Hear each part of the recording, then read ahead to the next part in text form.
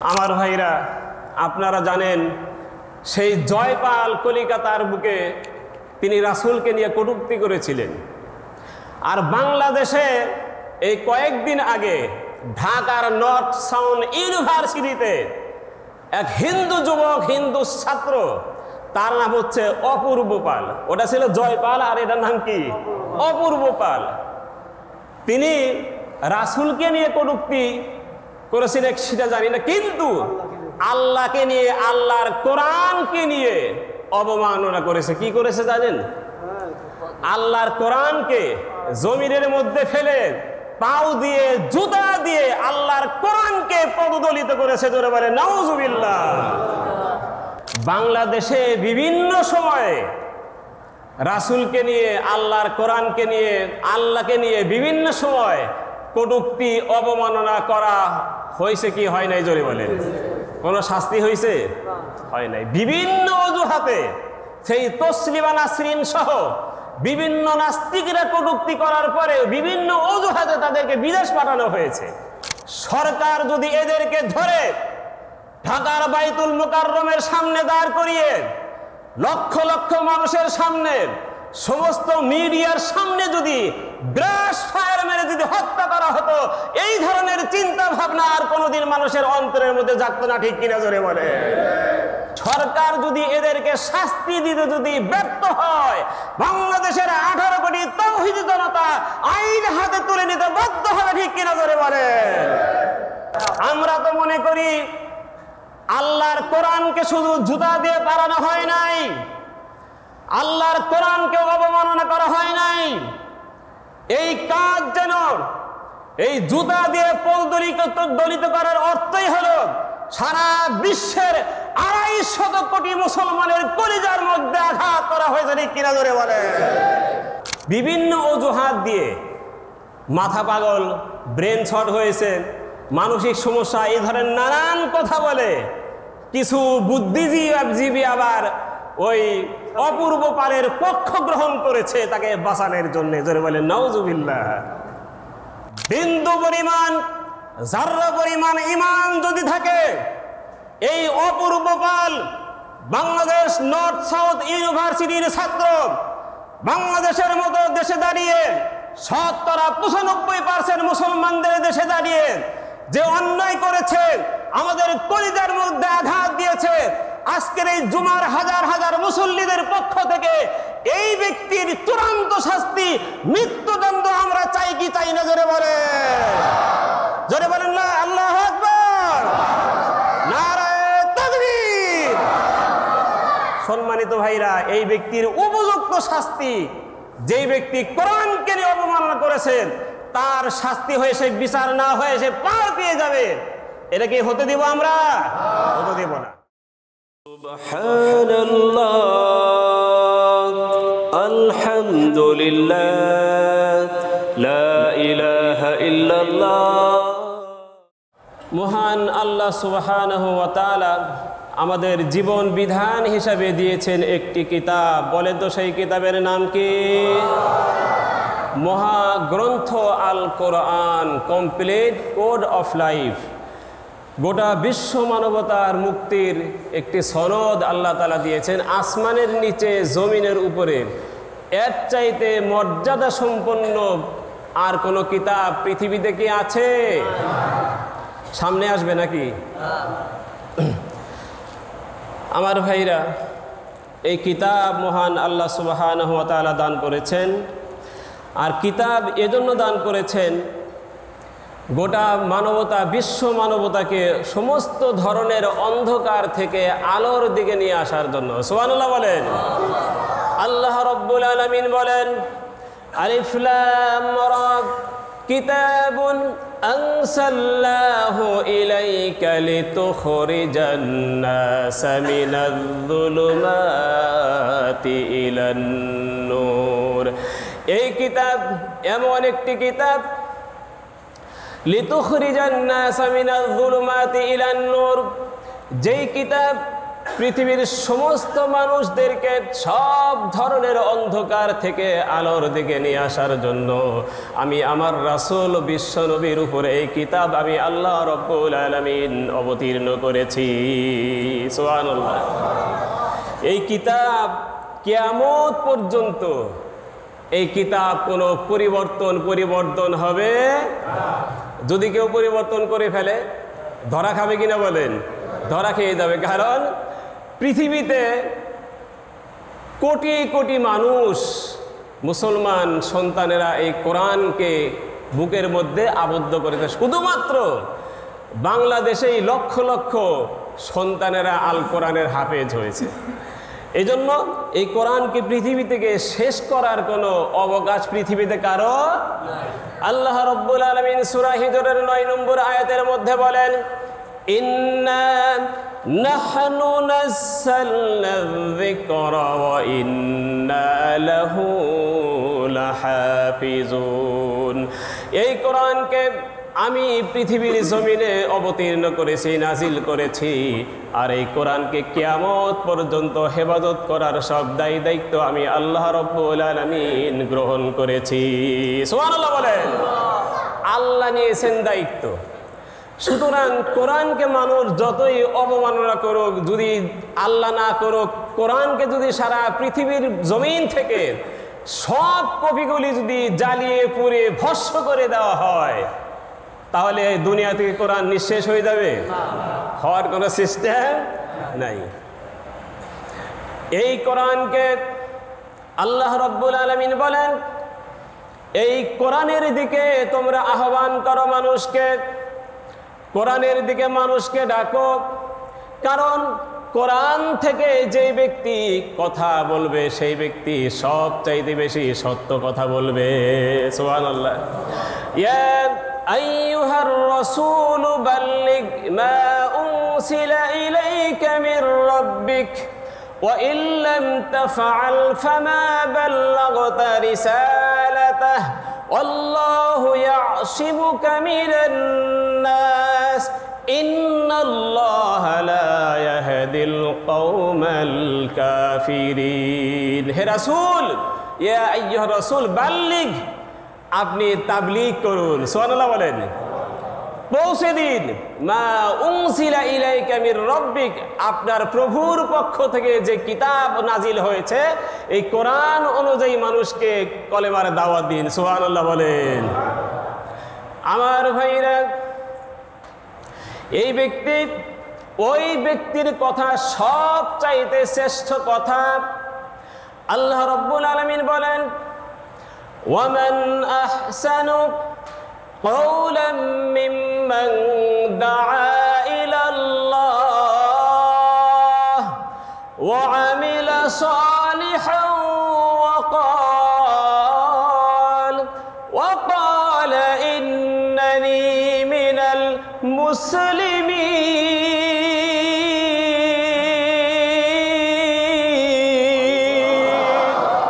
আল্লাহ রাব্বুল আলামিন বলেন, ওই ব্যক্তির চাইতে সুন্দর কথা, ভালো কথা আর কার হতে পারে যে ব্যক্তি মানুষকে অবশ্যই আল্লাহর দিকে আহ্বান করে। সুবহানাল্লাহ। আল্লাহর দিকে যে ব্যক্তি যারা মানুষকে ডাকে তারাই হচ্ছে, তাদের কথাই হচ্ছে সর্বশ্রেষ্ঠ কথা। সুবহানাল্লাহ বলেন। সুতরাং এই কোরআন এই দিকেই মানুষকে আহ্বান করতে হবে। আর কোরআন হচ্ছে মানুষের জীবন বিধান। কোরআন দিয়ে যারা জীবন পরিচালনা করবে তাদের জীবনে সুখ এবং শান্তি, দুনিয়া এবং আখিরাতের কল্যাণ আল্লাহ রাব্বুল আলামিন তাদেরকে দান করে দিবে। জোরে বলেন সুবহানাল্লাহ। এই কোরআনকে আবহমান কাল থেকে নিঃশেষ করার জন্য কোরআনের অনেক মানুষ কোরআনের বিরোধিতা, অবমাননা, বিভিন্নভাবে কোরআনকে নিঃশেষ করার চেষ্টা করেছে, কিন্তু পেরেছে? পারে নাই। কোরআনকে, ইসলামকে, নবীকে, রাসূলকে বিভিন্নভাবে কটূক্তি করেছে। আপনারা জানেন, অনেক দিন আগে ভারতের কলকাতায় জয়পাল নামে এক যুবক, তিনি একটা বই লিখল রাসূলের বিরুদ্ধে বইয়ের নাম হলো রঙ্গিলা রাসূল। নাউজুবিল্লাহ বলেন। রঙ্গিলা রাসূল নামটা শুনেই তো মনে হয় রাসূলকে এই বইয়ের ভিতরে অনেক কটাক্ষ করা হয়েছে, টিটকারি করা হয়েছে, ঠিক কিনা জোরে বলেন। এই রঙ্গিলা রাসূল বই লিখলো, সারা ভারতবর্ষের পৃথিবীতে ছড়িয়ে গেল, রঙ্গিলা রাসূল নামে বই লেখা হয়েছে।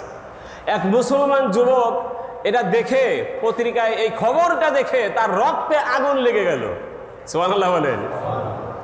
এই বইটার নাম শুনে তিনি মায়ের কাছে গেলেন, মাকে বললেন, মা দেখো আমাদের রাসূল কি, তিনি কি রঙ্গিলা রাসূল ছিলেন? নাউজুবিল্লাহ বলেন। মা শুনে বলে, বলস কি বেটা?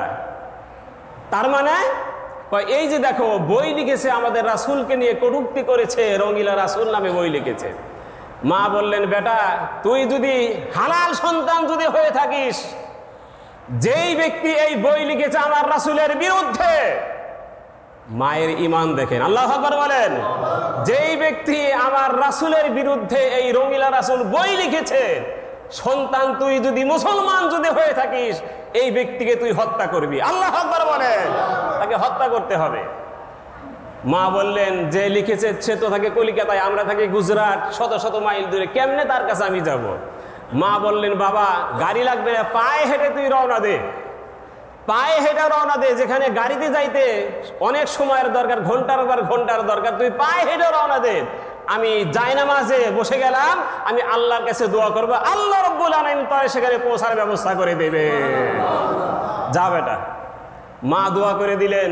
সন্তান তাকে হত্যা করার উদ্দেশ্যে, রঙ্গিলা রাসূলের লেখককে হত্যা করার উদ্দেশ্যে একটা চাকু নিয়ে ছুটলেন তিনি সেই কলিকাতার দিকে। খুঁজতে খুঁজতে তার সন্ধান পেয়ে গেলেন।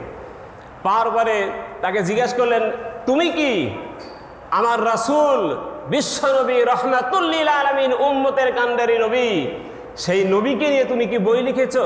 কয় হ্যাঁ লিখেছি। এ কথা শোনার সঙ্গে সঙ্গে চাকুটা বের করে, আমি সংক্ষেপে বলতেছি, চাকুটা বের করে সঙ্গে সঙ্গে বুকের ভিতরে এমন ধরে আঘাত করলেন, সঙ্গে সঙ্গে যুবক জয়পাল নামে যুবক, রঙ্গিলা রাসূলের লেখক, সঙ্গে সঙ্গে জমিনের মধ্যে লুটিয়ে পড়ল। সুবহানাল্লাহ বলবেন না? তিনি দাঁড়িয়ে থাকলেন, পালালেন না। মুসলমান যুবক, তিনি পালালেন না, দাঁড়িয়ে থাকলেন। তার অন্তরের ভিতরে একমাত্র ভয় হচ্ছে আল্লাহর ভয়, দুনিয়ার মানুষের কোনো ভয় তার ভিতরে। তার কথা হলো, আমি আমার রাসূলের দুশমনকে আমি হত্যা করতে পেরেছি, আমি পালাবো কেন? সুবহানাল্লাহ বলেন, আমি পালাবো কেন? পুলিশ তাকে গ্রেফতার করলো, পুলিশ তাকে আটক করলো। এরপরে যেদিন তাকে কোর্টে উঠাবে, তার পক্ষে আইনজীবী আছে, মুসলমান আইনজীবী, তারা বললেন যে তোমাকে বাঁচানোর একটা পথ আছে, নইলে তোমার ফাঁসি হয়ে যাবে। কয় কি পথ? কয় পথ হলো তুমি শুধু আদালতে দাঁড়িয়ে একটা কথা বলবে, যখন আমি জয়পালকে হত্যা করি আমার ব্রেন তখন ঠিক ছিল না, মাথা ঠিক ছিল না, এই কথাটুকু তুমি বলবা, আর তোমার পক্ষে যা বলা লাগে আমরা বলে দিব, তাহলে আল্লাহ তোমাকে বাঁচানোর ব্যবস্থা করবেন। তিনি বললেন, আমার রাসূলের দুশমনকে আমি হত্যা করেছি, আমি কেন আমি আদালতে দাঁড়িয়ে আমি মিথ্যা কথা বলবো? আল্লাহু আকবার বলেন, আমি মিথ্যা বলতে পারবো না। কোনোভাবেই সে রাজি হলো না। তার একটাই কথা হলো, আমার রাসূলের দুশমনকে আমি হত্যা করেছি, এখন আমাকে যদি আইনে ফাঁসি দেওয়া হয় আমার কোনো আপত্তি নাই। আমার ভাইরা, জয়পালকে হত্যা করে, রাসূলের দুশমনকে হত্যা করে নির্বাক দাঁড়িয়ে থাকলেন। মিথ্যা কথা বলতে তিনি রাজি হলেন না। আদালতে দাঁড়িয়ে গেলেন, আইনজীবীদেরকে বললেন, মিথ্যা কথা বলে আমার জীবন বাঁচানোর কোনো দরকার নাই। কারণ হলো, আমি রাত্রিবেলায় যখন ঘুমিয়েছিলাম একে হত্যা করার পরে, আমি স্বপ্নের ভিতরে দেখতে পেলাম, এবার দেখব আপনারা কত জোরে সুবহানাল্লাহ বলতে পারেন। আমি স্বপ্নের ভিতরে দেখলাম আল্লাহর নবী, বিশ্ব নবী মুহাম্মদ রাসূলুল্লাহ সাল্লাল্লাহু আলাইহি ওয়াসাল্লাম এবং শ্রেষ্ঠ সাহাবী আবু বকর সিদ্দিক রাদিয়াল্লাহু তাআলা আনহু, ওমর ইবনুল খাত্তাব রাদিয়াল্লাহু তাআলা আনহু, ওসমান জিন্নুরাইন রাদিয়াল্লাহু তাআলা আনহু, শেরে খোদা আলী, 4 জন খলিফা বিশিষ্ট সাহাবী এবং স্বয়ং রাসূল করিম সাল্লাল্লাহু আলাইহি ওয়াসাল্লাম, তারা আমার জন্য ফুলের মালা নিয়ে দাঁড়িয়ে আছে। শুধু তাই নয়, ডেকে ডেকে বলছেন রাসূলুল্লাহ, হে যুবক, তুই কখন তোর মৃত্যু হবে, তোর জন্য আমি স্বয়ং রাসূল তাকে সম্বর্ধনা দেওয়ার জন্য অপেক্ষায় অপেক্ষমান। আল্লাহু আকবার বলেন। সুতরাং আমার ফাঁসি হবে, আমার কোনো দুঃখ নাই। ইমানদার কাকে বলে? আল্লাহু আকবার বলবেন না? একে বলে হচ্ছে ইমানদার, আশিকে রাসূল, রাসূল প্রেমিক, সত্যিকারের রাসূল প্রেমিক হচ্ছে এই সমস্ত যুবক যাদের অন্তরে রাসূলের মহব্বত, রাসূলের ভালোবাসা। আমার ভাইরা, আপনারা জানেন সেই জয়পাল কলিকাতার বুকে তিনি রাসূলকে নিয়ে কটূক্তি করেছিলেন। আর বাংলাদেশে এই কয়েকদিন আগে ঢাকার নর্থ সাউন্ড ইউনিভার্সিটিতে এক হিন্দু যুবক, হিন্দু ছাত্র, তার নাম হচ্ছে অপূর্ব পাল। ওটা ছিল জয়পাল আর এটার নাম কি? অপূর্ব পাল। তিনি রাসূলকে নিয়ে কটূক্তি করেছিলেন সেটা জানি না, কিন্তু আল্লাহকে নিয়ে, আল্লাহর কোরআনকে নিয়ে অবমাননা করেছে। কি করেছে জানেন? আল্লাহর কোরআনকে জমিনের মধ্যে ফেলে পাও দিয়ে, জুতা দিয়ে আল্লাহর কোরআনকে পদদলিত করেছে। জোরে বলে নাউজুবিল্লাহ। বাংলাদেশ মুসলমানদের দেশ, 95% মুসলমানদের দেশে যেই ব্যক্তি এই কাজ করেছে তার দৃষ্টান্তমূলক শাস্তি হওয়া দরকার, আছে না নাই? জোরে বলে। আমার ভাইরা, সরকারের দায়িত্ব হলো একে কি করা? শাস্তি দেওয়া। রাসূলকে নিয়ে কটূক্তি করা, আল্লাহকে নিয়ে কটূক্তি করা আর আল্লাহর কোরআনকে নিয়ে কটূক্তি করা, এর শাস্তি হলো, রাসূলকে নিয়ে কটূক্তি করার শাস্তি হলো মান সাব্বা নাবিয়্যান ফাকতুলুহু। যে ব্যক্তি আল্লাহ রাসূলকে নিয়ে কটূক্তি করবে তার সর্বোচ্চ শাস্তি হচ্ছে মৃত্যুদণ্ড। ঠিক কিনা জোরে বলেন? সমস্ত উলামায়ে কিরাম একমত, তার শাস্তি হলো মৃত্যুদণ্ড, তাকে দিতে হবে। এখন বাংলাদেশে বিভিন্ন সময়ে রাসূলকে নিয়ে, আল্লাহর কোরআনকে নিয়ে, আল্লাহকে নিয়ে বিভিন্ন সময় কটূক্তি, অবমাননা করা হয়েছে কি হয় নাই? জোরে বলেন। কোনো শাস্তি হয়েছে? হয় নাই। বিভিন্ন অজুহাতে, সেই তসলিমা নাসরিন সহ বিভিন্ন নাস্তিকরা কটূক্তি করার পরে বিভিন্ন অজুহাতে তাদেরকে বিদেশ পাঠানো হয়েছে, কোনো শাস্তি দেওয়া হয় নাই। এই সমস্ত নাস্তিকদের, যারা আল্লাহকে নিয়ে, আল্লাহর রাসূলকে নিয়ে, আল্লাহর কোরআনকে নিয়ে যারা কটূক্তি যারা করে, সরকার যদি এদেরকে ধরে ঢাকার বাইতুল মুকাররমের সামনে দাঁড় করিয়ে লক্ষ লক্ষ মানুষের সামনে, সমস্ত মিডিয়ার সামনে যদি ব্রাশ ফায়ার মেরে যদি হত্যা করা হতো, এই ধরনের চিন্তা ভাবনা আর কোনোদিন মানুষের অন্তরের মধ্যে জাগতো না। ঠিক কিনা জোরে বলে? সরকারকে আমরা বলতে চাই, আপনি যদি, সরকার যদি এদেরকে শাস্তি দিতে যদি ব্যর্থ হয়, বাংলাদেশের 18 কোটি তাওহীদি জনতা আইন হাতে তুলে নিতে বাধ্য হবে। ঠিক কিনা জোরে বলে? আমার ভাইরা, এজন্য বলি, এই যে যেই কাজ করেছে, আল্লাহর কোরআনকে পাও দিয়ে, জুতা দিয়ে, বুট দিয়ে আল্লাহর কোরআনকে পদদলিত করা হয়েছে, আপনাদের অন্তরে কেমন লাগতেছে এখন শুনে? জোরে বলি, ভালো লাগতেছে না খারাপ লাগতেছে? আমরা তো মনে করি আল্লাহর কোরআনকে শুধু জুতা দিয়ে পারানো হয় নাই, আল্লাহর কোরআনকে অবমাননা করা হয় নাই। এই কাজ যেন, এই জুতা দিয়ে পদদলিত করার অর্থই হলো সারা বিশ্বের 250 কোটি মুসলমানের কলিজার মধ্যে আঘাত করা হয়েছে। ঠিক কিনা জোরে বলে? এর শাস্তি আপনারা চান কি চান না? জোরে বলেন, এই ব্যক্তির শাস্তি চান কি চান না? সম্মানিত ভাইরা, ব্লাসফেমি আইন এই জন্য পাশ করা অত্যন্ত জরুরি দরকার। ব্লাসফেমি আইন শুধু মুসলমান ধর্ম না, মুসলমানদের বিরুদ্ধে কথা বলা না, আল্লাহ রাসূলের বিরুদ্ধে কথা বলা শুধু নয়, শুধু মুসলমানদের ধর্মগ্রন্থের বিরুদ্ধে কথা বলা নয়, যে কোনো ধর্মের বিরুদ্ধে যে ব্যক্তি কথা বলবে তাকে ব্লাসফেমি আইন পাশ করে তাকে মৃত্যুদণ্ড কার্যকর করতে হবে। এটাই হলো ইসলাম কামনা করে, ঠিক কিনা জোরে বলে? কোন দেশে আমরা বাস করতেছি দেখেন, মুসলমান দেশে এই ধরনের কাজ করার সাহস কিভাবে একজন মানুষ পাইতে পারে? আল্লাহর কোরআনকে লাথি মেরেছে, বেঁচে থেকে লাভ কি বলেন? এই দেশে আমরা মুসলমান হয়ে বেঁচে থেকে লাভ কি?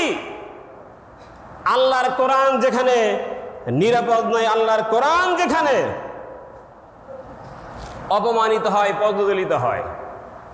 এই জন্য আমার ভাইয়েরা, বুখারীর হাদিসের মধ্যে আসছে, বুখারীর হাদিস, কাব বিন আশরাফ একজন ইহুদি রাসূলকে নিয়ে কটূক্তি করতেন। সাহাবায়ে কেরামকে রাসূল করিম সাল্লাল্লাহু আলাইহি সাল্লাম বললেন, হে সাহাবীরা, তোমরা কে আছো কাব বিন আশরাফকে তার কল্লাটা কেটে আমার সামনে হাজির করতে পারো? সুবহানাল্লাহ বলেন। দেখেন আইনটা দেখেন, আল্লাহ রাসূলের বিরুদ্ধে কটূক্তি করলে, কোরআনের বিরুদ্ধে কটূক্তি করলে রাসূল সাল্লাল্লাহু আলাইহি সাল্লাম কি বলেছেন? হে সাহাবীরা, তোমরা কি কেউ আছো কাব বিন আশরাফের গর্দানটা আমার সামনে এনে দিবে?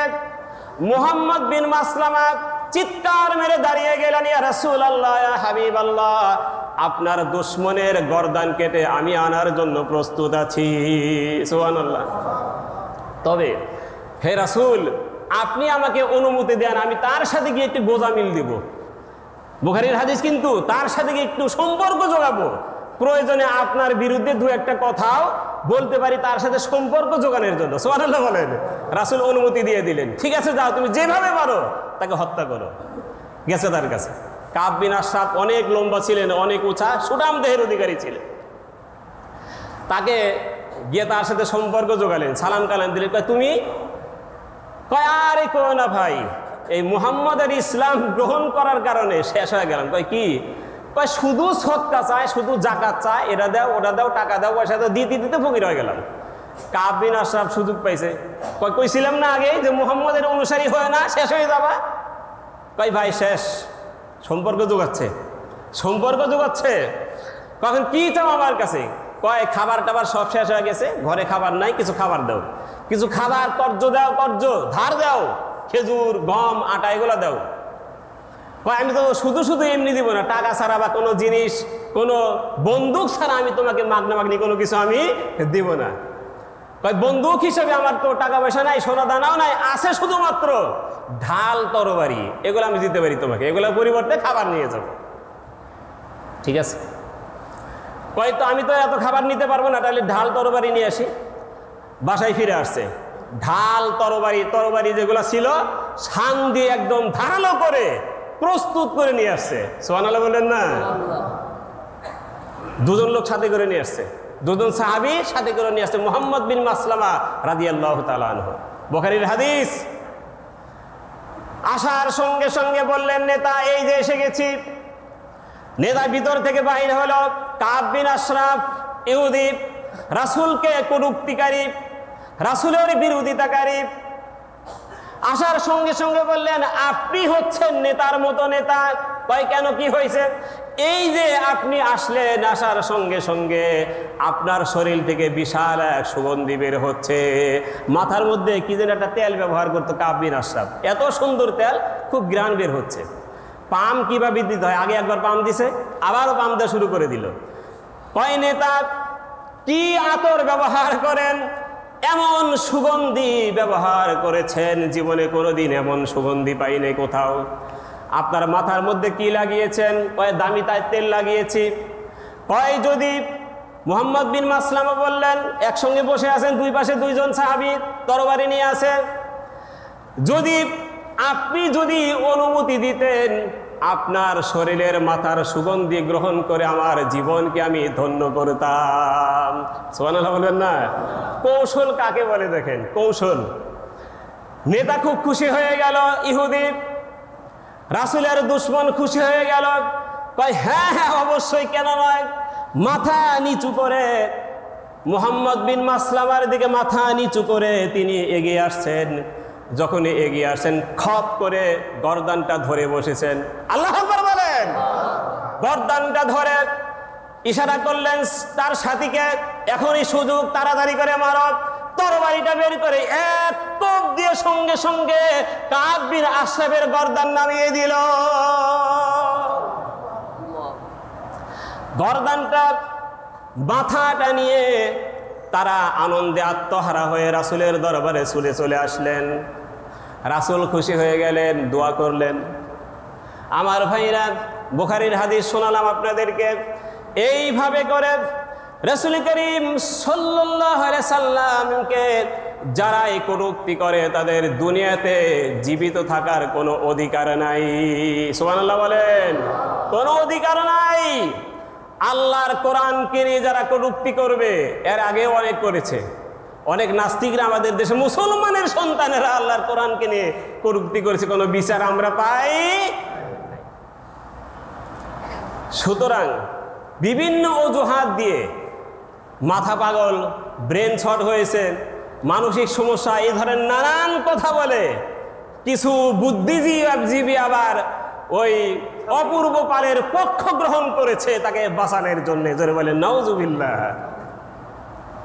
আজকের এই জুমা থেকে হাজার হাজার মুসল্লিদের পক্ষ থেকে, আল্লাহর কোরআনের পক্ষ থেকে আপনাদেরকে আমি বলতে চাই, বিন্দু পরিমাণ, যাররা পরিমাণ ঈমান যদি থাকে, এই অপূর্ব পাল বাংলাদেশ নর্থ সাউথ ইউনিভার্সিটির ছাত্র বাংলাদেশের মতো দেশে দাঁড়িয়ে 95% মুসলমানদের দেশে দাঁড়িয়ে যে অন্যায় করেছে, আমাদের কলিজার মধ্যে আঘাত দিয়েছে, আজকের এই জুমার হাজার হাজার মুসল্লিদের পক্ষ থেকে এই ব্যক্তির চূড়ান্ত শাস্তি, মৃত্যুদণ্ড আমরা চাই কি চাই না? জোরে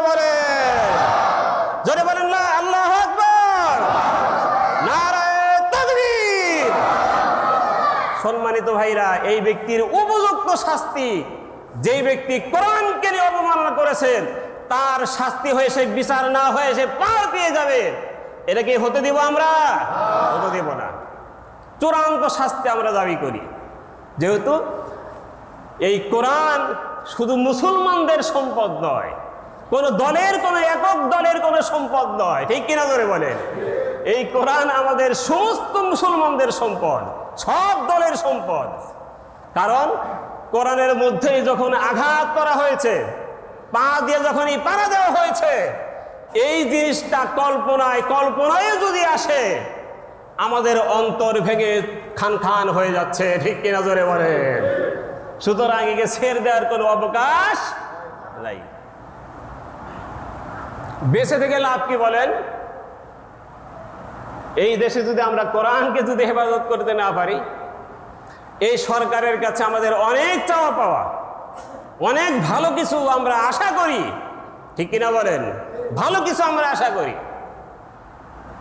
সুতরাং আসুন আমরা আল্লাহ সুবহানাহু ওয়া তাআলা আমাদের কোরআন দিয়েছিলেন, আর এই কোরআন অনুযায়ী জীবনকে পরিচালনা করার জন্য আল্লাহ তাআলা অর্ডার দিয়েছেন, তোমরা কোরআন অনুযায়ী জীবন চালাও, তাহলে সুখে এবং শান্তিতে তোমরা দুনিয়াতে এবং আখিরাতে তোমরা বসবাস করতে পারবে। আল্লাহ রাসূল সাল্লাল্লাহু আলাইহি সাল্লাম সেই সাহাবীদের যুগে আল্লাহ কোরআন দিয়ে ওয়াজআলনি মিন লাদুনকা সুলতানান নাসীরা, আল্লাহ তাআলা দোয়া শিক্ষা দিয়েছেন, হে রাসূল আপনি দোয়া করুন আপনাকে যেন আমি রাষ্ট্রীয় ক্ষমতা দান করি। আল্লাহু আকবার বলেন। আপনাকে যেন আমি রাষ্ট্রীয় ক্ষমতা দান করি, কারণ রাষ্ট্রীয় ক্ষমতা হাতে না থাকলে বিচার কার্যকলাপ ফয়সালা করা সম্ভব হয় না। তো রাষ্ট্রীয় ক্ষমতা দরকার আছে না নাই? এই জন্য ইসলাম দরকার, কোরআন দরকার। বাংলাদেশের বর্তমান পরিস্থিতিতে সামনে যে নির্বাচন আসবে, এই নির্বাচনে আমরা আশা করি বাংলাদেশের জনগণ যদি বিবেকবান যদি হয়ে থাকেন, আগামী নির্বাচনে, আগামী সংসদে যেই নির্বাচন হবে, যেই নির্বাচন আমরা সামনে পাবো, এই নির্বাচনে যেই পার্লামেন্ট গঠন হবে, এই পার্লামেন্ট হতে হবে অবশ্যই আল কোরআনের পার্লামেন্ট, ঠিক কিনা ধরে বলেন? আল কোরআনের পার্লামেন্ট বাংলাদেশে হোক। আপনারা চান কি চান না? জোরে বলেন, আরো জোরে বলতে হবে, চান কি চান না? আল কোরআনের পার্লামেন্ট যখন হবে, মানুষ তখন সুখে এবং শান্তিতে কোরআনের আইন দিয়ে দেশ পরিচালিত হবে, সুন্দর সমাজ, সুন্দর রাষ্ট্র গঠন হবে, সুখে শান্তিতে মানুষ বসবাস করার সুযোগ পাবে। ঠিক কিনা? জোরে বলে। এই জন্য দেশে ইসলাম দরকার, আল কোরআন দরকার, আল কোরআনের পার্লামেন্ট দরকার, যাতে সুন্দর পরিবেশ কায়েম হয়। এজন্য আসুন আল্লাহ সুবহানাহু ওয়া তাআলার কাছে আমরা দোয়া করি, সমস্ত ইসলামী দলগুলি একত্রিত হয়ে যদি তারা কোরআনের পার্লামেন্ট গঠন করতে পারে, তাহলে দেশের জন্য, সমাজের জন্য একটা মঙ্গলময় রাষ্ট্র কায়েম হওয়া সম্ভব হবে। আল্লাহ সুবহানাহু ওয়া তাআলা আমাদের প্রত্যেককে এই তৌফিক এনায়েত করুন। সকলে বলি আমিন। হাযা মা ইনদি ওয়াল ইলমু ইনদাল্লাহ আলাইহি তাওয়াক্কালতু ওয়া ইলাইহি উনীব। আসসালামু আলাইকুম ওয়া রাহমাতুল্লাহি ওয়া বারাকাতুহু।